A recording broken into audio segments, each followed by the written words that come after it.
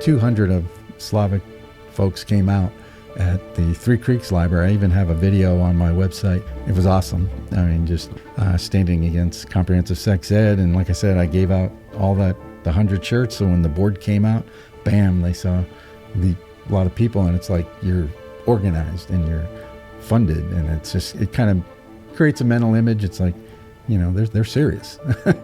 You want to be taken serious. Here I am. You're probably wondering what got me off the bench. Wasn't paying attention. I guess, what is that term? Ignorance is bliss. You know, I just wasn't paying attention. And then something happened. A middle school teacher, she made a statement on Facebook wishing death on the unvaccinated. And this is a public Facebook post by a Evergreen middle school teacher. And, you know that attitude's permeating her class. And my daughter was going to be going into middle school in another year. If anything, the library board knew me that if I don't get, some traction, I keep coming back. So I've been to like 50 of the last 55 library board meetings. And so I've been basically to almost every school board meeting since then. And as I go, I find a lot of dysfunction in the board and just a lack of transparency. In fact, so did you, as far as getting involved in politics, did you do anything else besides just starting off with the library?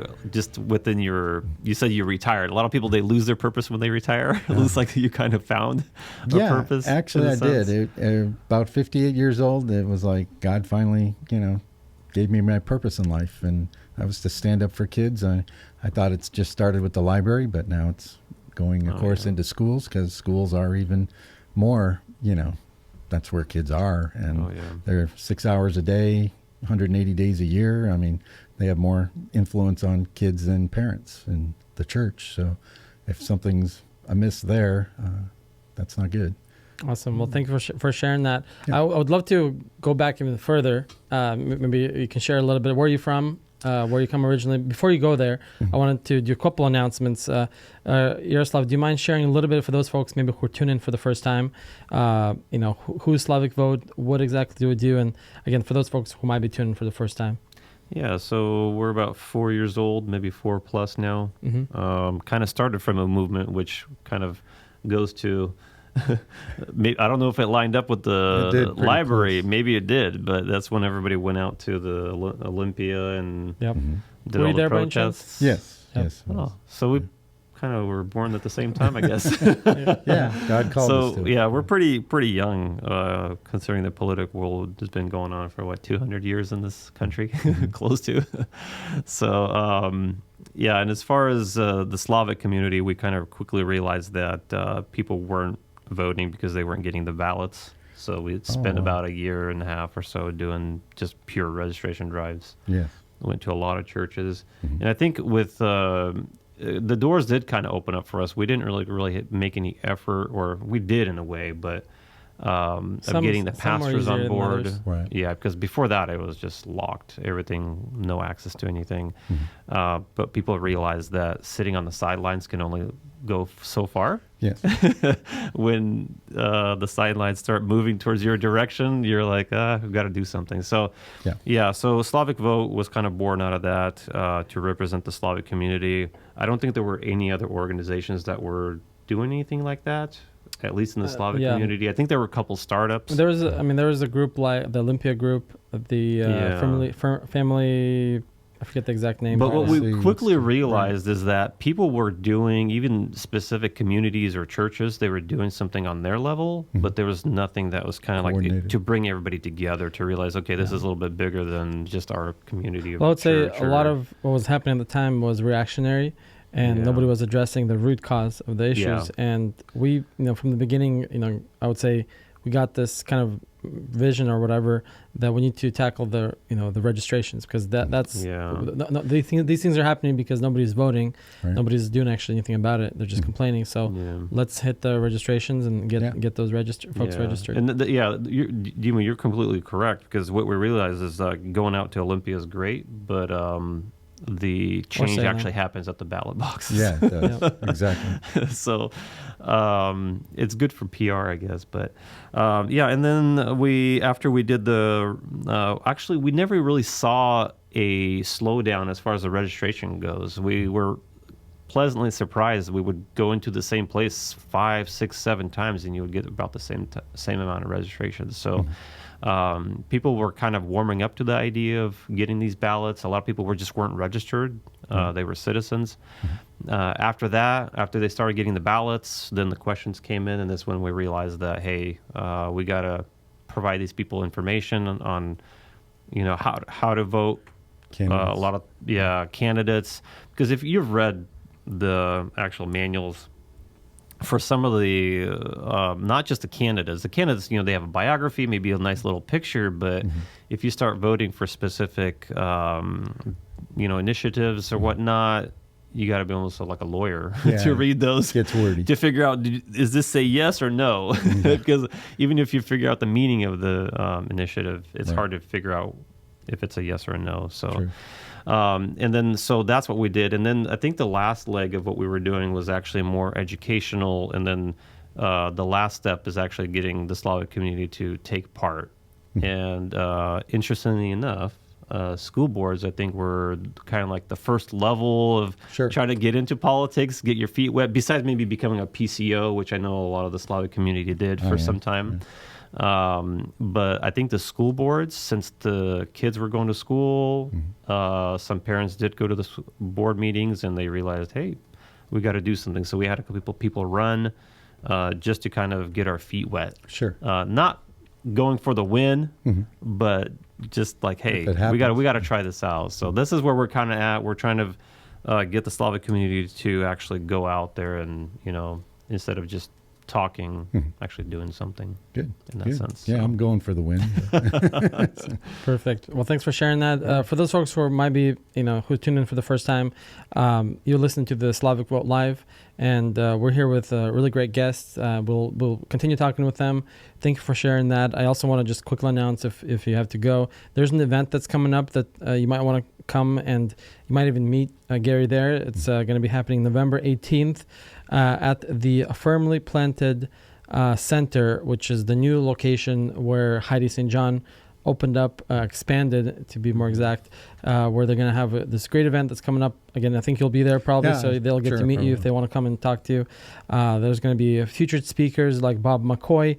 Heidi will be there and others, and it'll be a great event. November 18th at 7 p.m., and it's a free event, and there's options for VIP as well if you want to. But I just wanted to throw that out there just in case somebody tunes out later on today and they don't get to hear this. So, if we want to just rewind back a little bit more, I know that we know you mostly from your activism days, but share us a little bit about, are you originally from Washington? No, I'm actually from New England, Massachusetts. Awesome. Born. Wow. And kind of met my wife through Christian Singles before the internet. It was like we kind of mailed letters back and forth. Interesting. And one of us had to move, and I flew out here for a week in December of 1986 and fell in love with Mount Hood, fell in love with her, not necessarily in that order, but I probably fell in love with Mount Hood first, because you don't see things like that on the East Coast, just this mountain. Everywhere you look, it's there. On the East Coast, things are pretty flat. So, where exactly in New England? Near Boston. Framingham, actually. It's a suburb. Beautiful place.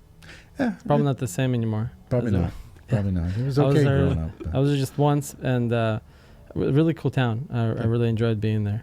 So awesome. Well, so you decided to come here, and what did you did you open a business, or what was your life like? I got in accounting. I went to college for accounting, kind of worked full-time during the day, went to college at night, and took a few extra years, about 5.5 years. But I really, I enjoyed going at night, because it was more the teachers and the students that were there wanted to learn. It wasn't like our parents were making us go. We were trying to make our, better our lives. Right. So, and I was working at a Woolworths, actually doing mopping floors and buffing floors and cleaning bathrooms. But it helped me get here. So.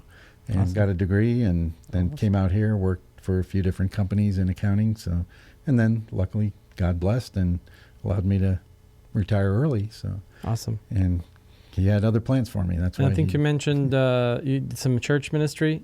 Yeah. I've done Awana for probably 20 years in my life. What is that? Awana. Oh, what is that? Approved Workmen Are Not Ashamed. It's a boys and girls kind of Christian club I've never heard in of it. churches. Okay. Awana, AWANA, where they learn verses mainly. Yeah, I've heard of it.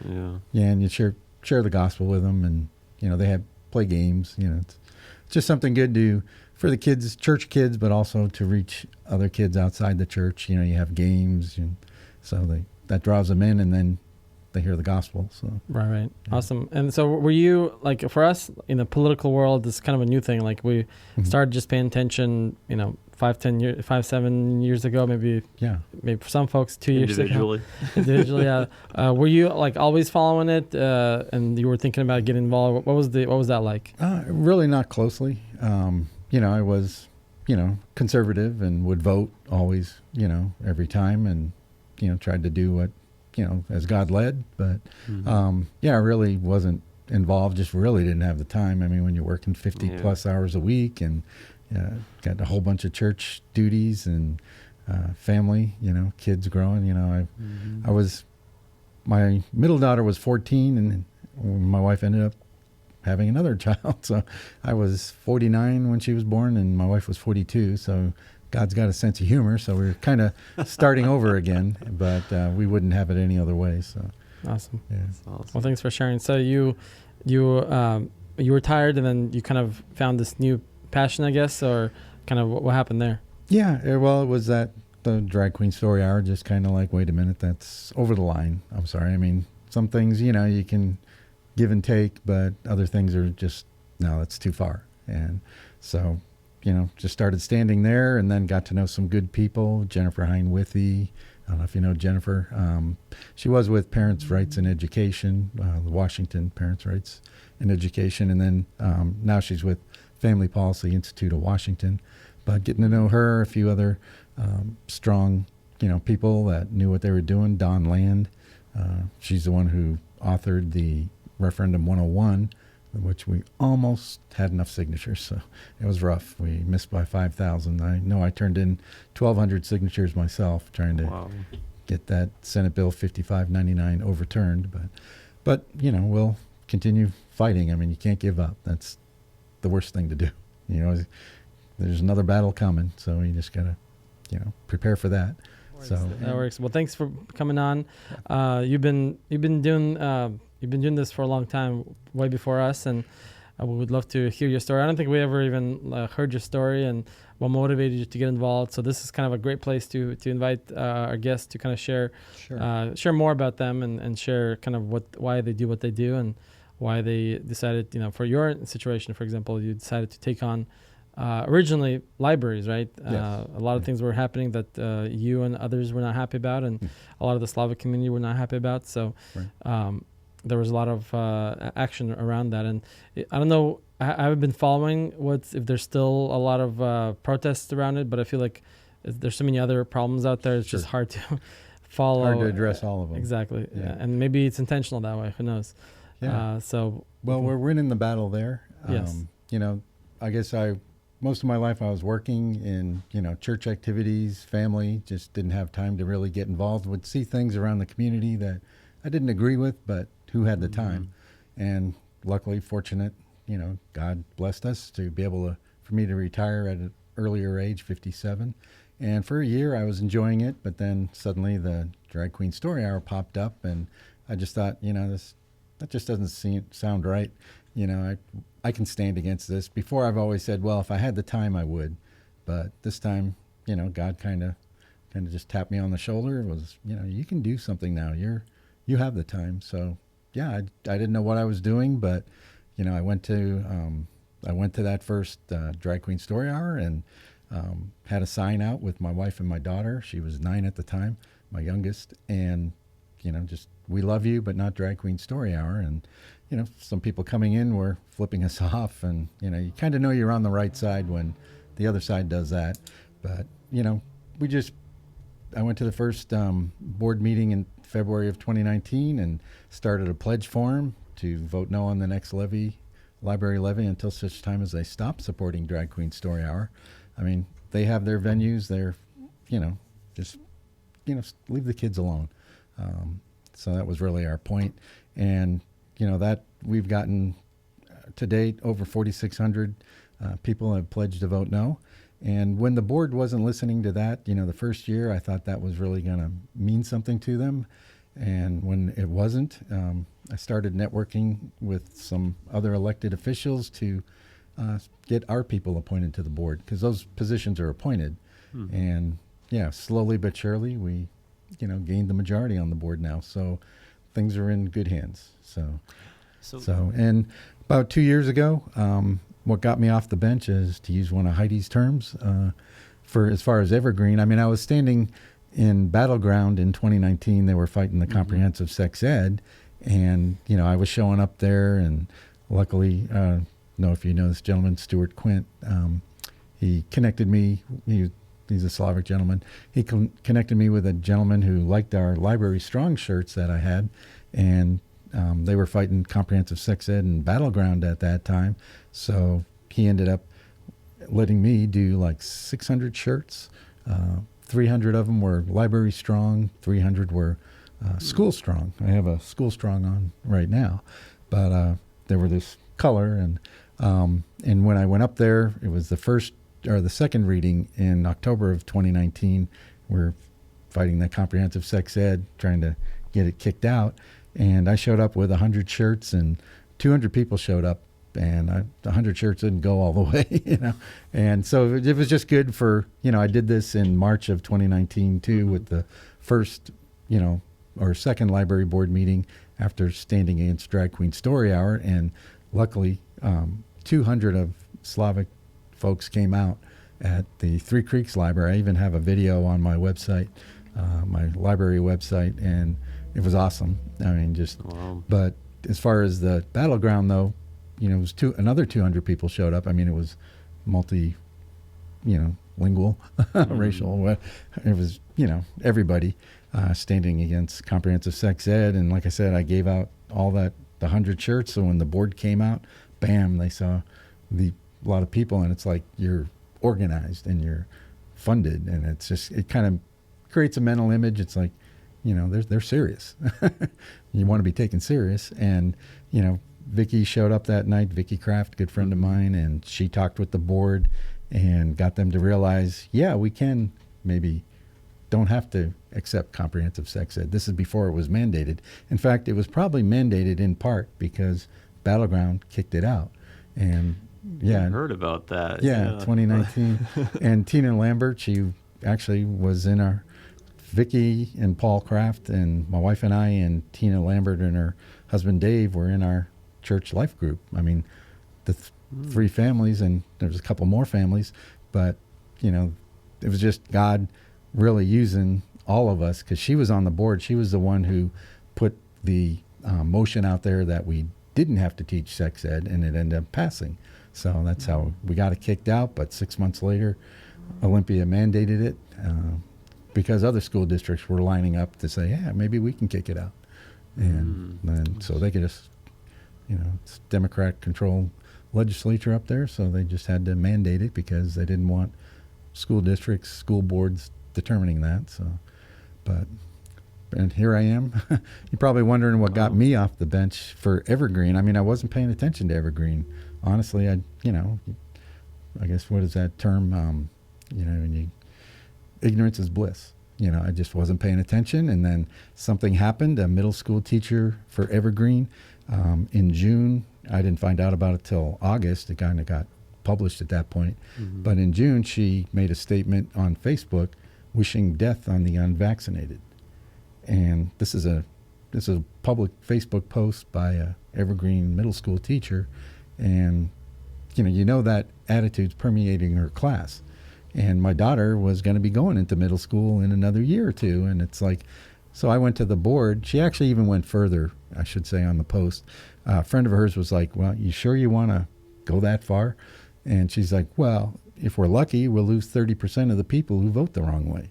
I mean, she doubled down on it, and she was talking Republicans, and so I went to the board meeting and I just said, read what she had written, and they knew about it, but it's public, and I just asked, hey, what are you guys doing about it? And I also read them they had a policy written the year before about condemning, among other things, hate speech, and I read the policy to them, and especially the part about hate speech, it's like, you guys condemn this, and now what are you going to do about your employee that's saying what's wishing death on a group of people just because they have a different opinion than you? I mean, can't get much more hateful than that. So it's like, what are you guys going to do about it? And of course, they don't want to talk about it. Oh, it's an HR matter. We can't discuss it. Sweeping it under the rug. So, if anything, the library board knew me that if I don't get some traction, I keep coming back. So I've been to like 50 of the last 55 library board meetings, and so I've been basically to almost every school board meeting since then. And as I go, I find a lot of dysfunction in the board and just a lack of transparency. In fact, everybody in the district is screaming how lack of transparency the board has right now. And, they're trying to, between the teachers' strike and the budget cuts and then the shooting just last Thursday, and how the superintendent tried to paint it as no big deal, tried to downplay it. And no, it was a big deal, and, people were at the board meeting Tuesday night reminding him as well as me. Right. Well, thanks for sharing that. So all that happened, and then now you decided to take the next step, like you said, get off the bench and run for a position that I think a lot of folks are going to be seeing on their ballots. Share a little bit of what position exactly, and which area, so folks can look for your name. Yeah, Evergreen School District, and position 3. So perfect. I'm running against a 24-year incumbent. She's pre-millennial. She's been there since 1999. So she's lost her objective. She's not really looking. What got me really concerned too, I mean, there's other, I mentioned the concern that brought me out, and there have been other concerns. I've been trying to get them to focus on check the facts. It's a more family-friendly, comprehensive sex ed curriculum than the FLASH curriculum or Planned Parenthood curriculums. And just, it's not explicit. It doesn't push the boundaries. It's, families would be more agreeable to it. And, they just wouldn't even listen to that. We tried to get it in Battleground. It missed by a 3-2 vote. But if I can get on the board, I'll be bringing that up again. But what I think everybody can get concerned about, though, with Evergreen is their academics. Evergreen right now is the worst school district in Clark County out of the 9 Clark County, and we're the biggest, but we're also the worst academically. Only 26.9% of our students are meeting math standards. So almost 3 out of 4 Evergreen students are failing to meet math standards.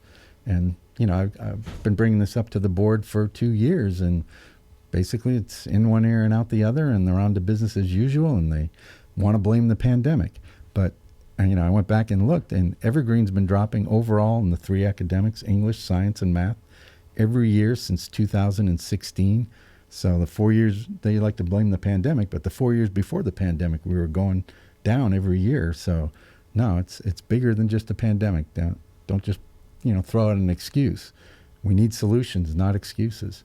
And next door, Camas, we're averaging 33% in the 3 academics. Camas is averaging 70%. And it's like, I go to them, why?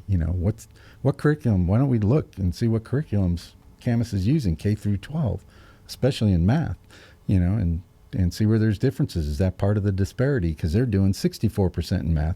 We're 25, 26. So, yeah, I'm sorry. You want to? So is this something, well, first of all, for our viewers and people that are listening to us right now, how do people go to these board meetings? Where is this publicized?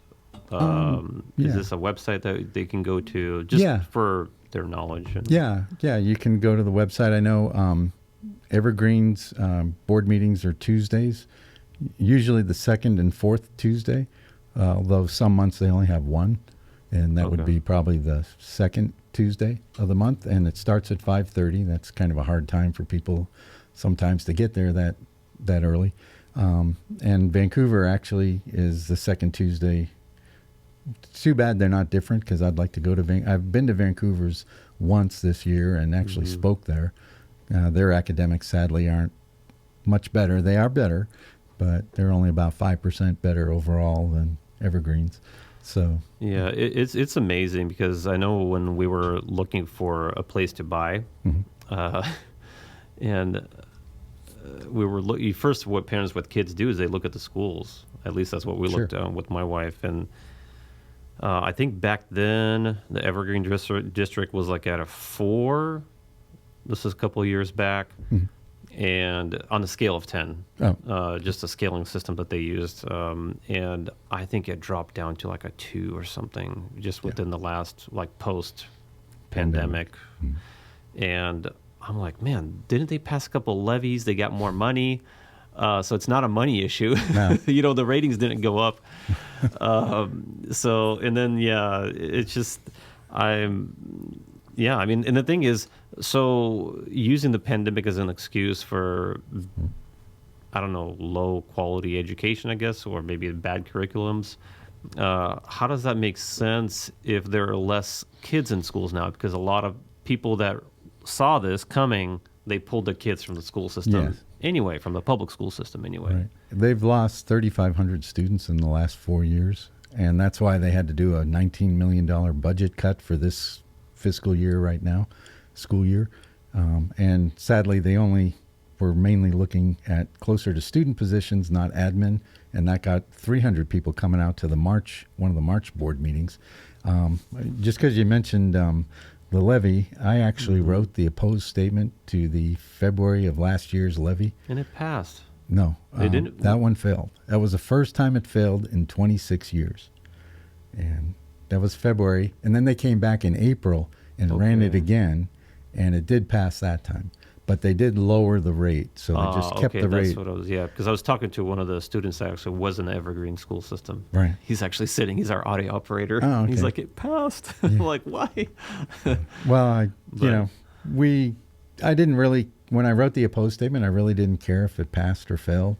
It was more just, I wanted voters to cast an informed vote and let them know how we're doing academically, and do we really want to keep throwing money at this, or do we want to fix it first? You know, if we keep giving them everything they want, there's no incentive. No change. No change. You know, So are we going the route of like Oregon, where there are no requirements for graduation? Is that where Washington's going, or at least Clark County?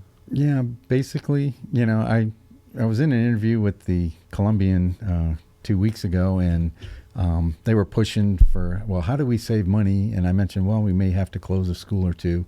I mean, I want to more cut admin. I think that's where we need to look. Yeah. Their high-priced salaries are, everybody there is making over $100,000. Superintendent, $344,000. Assistant, assistant superintendent, $254,000. I mean, it's crazy. Yeah. But beyond that, they were like, well, what, we're pressing me on a school, and I mentioned. And I shouldn't have, because I hadn't really done enough homework. I just was looking at a night or two before different schools in the district and how they were doing academically, and I noticed Legacy had less than 3% of their students meeting math standards. So out of 100 kids, 2 to 3 are meeting math. So and it was interesting. My opponent was like, "Well, that would be horrible to do that, because those kids, they didn't used to graduate, just a handful, and now we're graduating like almost 100.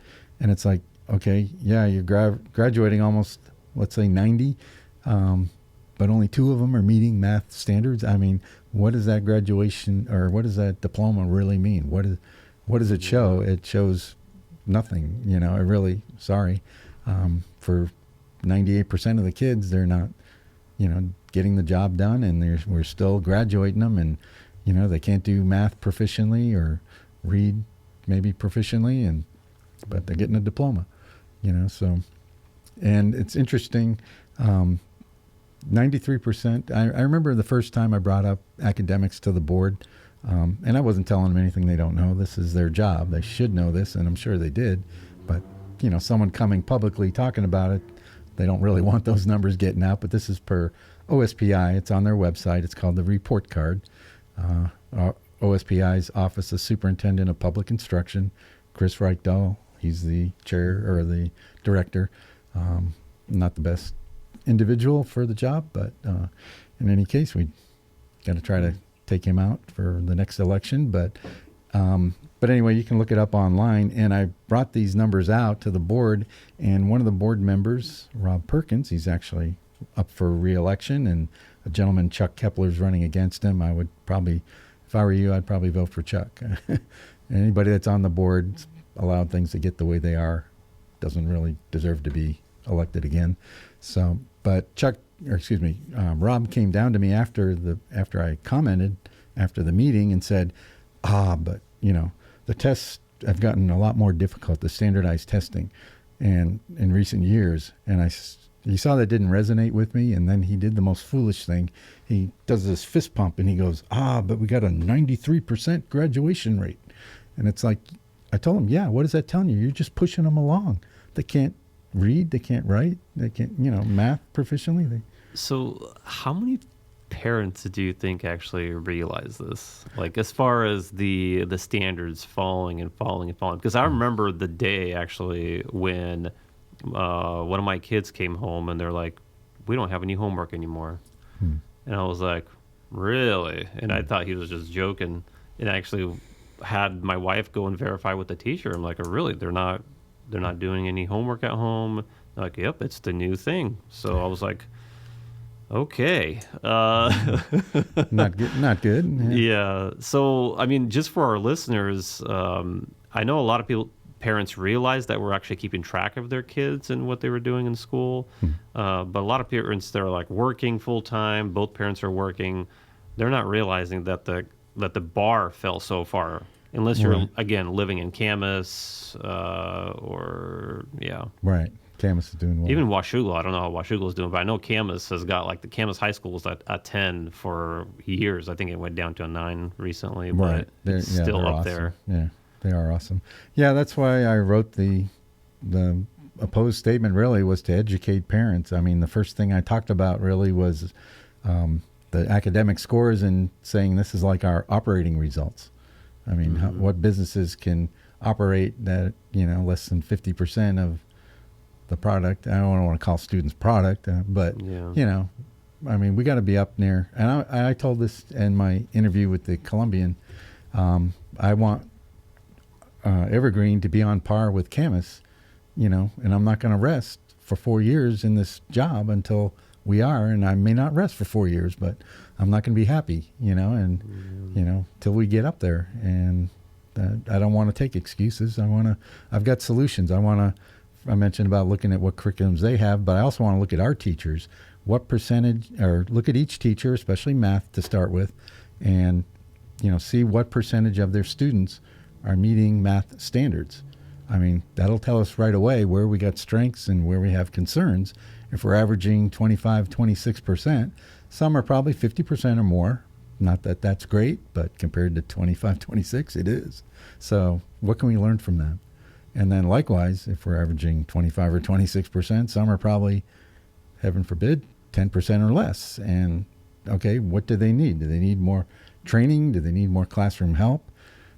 Do they need to find another job? I don't know. I mean, if it's that low, it would identify where you need to, where you got strengths, where you got concerns, and you need to know where the problem is in order to fix it. You can't just, and the board came out, because the levy failed the first time, they kind of got a lot of money to make the second levy pass, which was interesting because if you looked at who gave them the money, it was their $5,000 from their janitorial service. It was $10,000 from like a construction engineering that, building their schools for them. And it's like $28,000 of the $32,000 they got was people in their back pocket. It's like, well, you And it almost seems like it shouldn't be legal. Apparently it is, but... Any unions involvement? I don't know. I really don't know. But it just seemed more businesses. So with the current situation, as far as you're running for the school board, how many positions, how often do they rotate? If you can kind of give some information on the stats. You can also add, tell us a little bit about the position. We have about 10 minutes left, so share a little bit about the position, like what the importance of it, like kind of what the purpose of it. The powers. Yeah, you're directing, you really have power over the superintendent. You can hire and fire. In fact, this board twice now in the last 4 years has fired their superintendent and allowed them to walk away with over $500,000. The first one, John Steach, they fired him in 2019. He walked away with $301,000. Why? And well, it's like severance package. Yeah, it's like their golden parachute. If they fire him without cause, he in his contract gets a year's salary plus his accrued this, accrued that. And Mike Merlino, they fired him in December of 2021, so just not even 3 years later, and he walked away with his salary $269,000. So I have made a promise to voters that I will never fire a superintendent without cause. But I told my superintendent last night, I'll read what he's in the Columbian this Saturday, Sunday, and it was a front page article. So this is good. It went out there letting people know how poor academically we're doing. This was across the board for the county, although Camas is doing a lot better. But, it was about that. And he's quoted as saying, and it was mainly about the pandemic, but he's quoted as saying, "I think everybody sort of expected that when the pandemic ended, we'd get back to normal. But I think we're coming to the realization that there is no getting back to normal," end quote. So what he's saying is he's the leader of our district making $344,000, and he's giving up actually of getting back and improving our academics. In our pre-pandemic academic achievement, or the normal he's talking about, was English 49%, math 39%, and science 40%. That was before the pandemic. We're lower than that, like 10 percentage points at least, basically on all of them. Actually, about 15. Crazy, but still, you're not going to get back to even that anemic. 39% math, 40. And he's giving up, and it's crazy. He's got no vision, no hope, and frankly, I told him, "What are we paying you for?" It sounds like you'll be firing him if you get elected.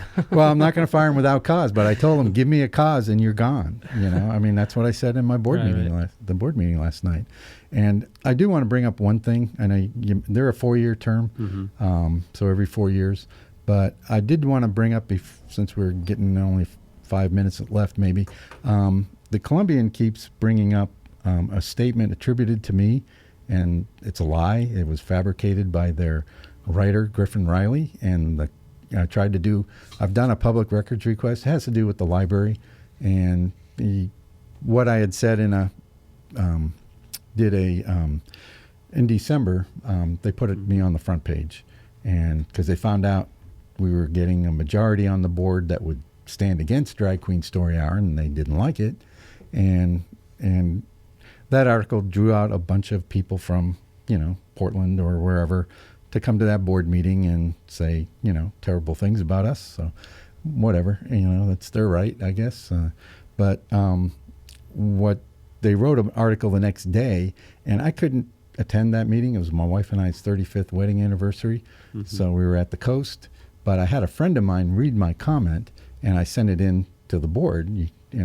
And what I said and what he said was fact. Drag Queen Story Hour performers have been found to be convicted sex offenders, and I've got names. I can give names. 2 guys in Houston alone. And anyway, what the Columbian wrote in the paper the next day, saying that he said in my place was, drag queens and transgender individuals come from a community of sexual abusers. And it's like, what? It's like, I never had transgender individuals in any part of my comment. I never said they come from a community of sexual abusers. I don't don't believe that. My friend doesn't believe that either. I mean, and he read it word for word. So what I've done since, and I did this, in August, I sent this writer that wrote that an email and letting him know I've got a public records request